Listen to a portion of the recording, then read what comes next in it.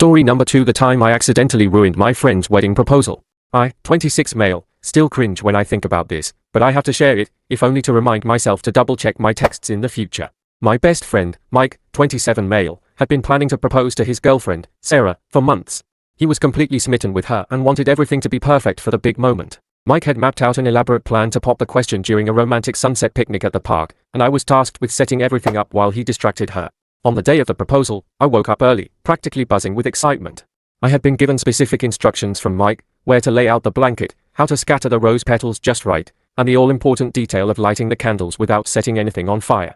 I envisioned the scene in my head, and it looked absolutely magical. As I arrived at the park, I could feel the anticipation bubbling inside me.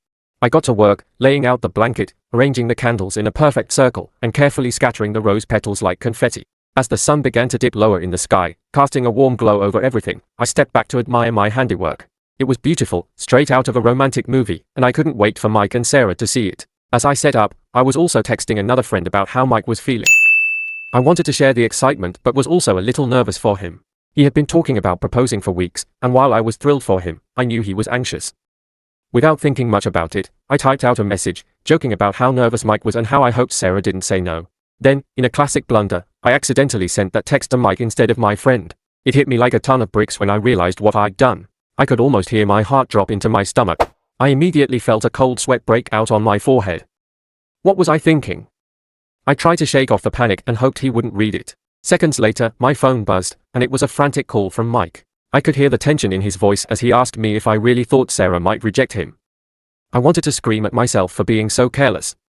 I quickly tried to backpedal and explain that it was just a joke, but as soon as I heard his worried tone, I knew the damage was done. I could practically feel the air thickening with anxiety. When Mike and Sarah finally arrived at the picnic spot, I was standing there with a fake smile plastered on my face, trying to act nonchalant while my stomach churned with dread. Mike looked like he had just stepped off a roller coaster, sweaty and shaky, his face pale against the backdrop of the setting sun.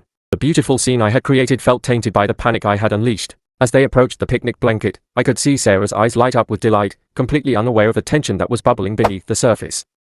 I watched as Mike attempted to muster up the courage to get down on one knee. It was painful to see him struggle. The once sweet atmosphere felt charged with uncertainty, and all I could do was stand back and hope for the best. When he finally proposed, I held my breath. I saw the moment Sarah's eyes widened, and then she said yes, throwing her arms around him in pure joy. I wanted to celebrate, but a part of me felt like I had been holding a ticking time bomb that just exploded. Mike later confided in me that my careless text had almost made him bail on the whole thing. That night, as we all celebrated, I couldn't shake off the weight of my mistake. Mike tried to brush it off, laughing about it later, but I could see the look in his eyes. I was so relieved everything had worked out, but I knew my reckless texting had nearly ruined a once-in-a-lifetime moment for my best friend. In the weeks that followed, I learned my lesson the hard way.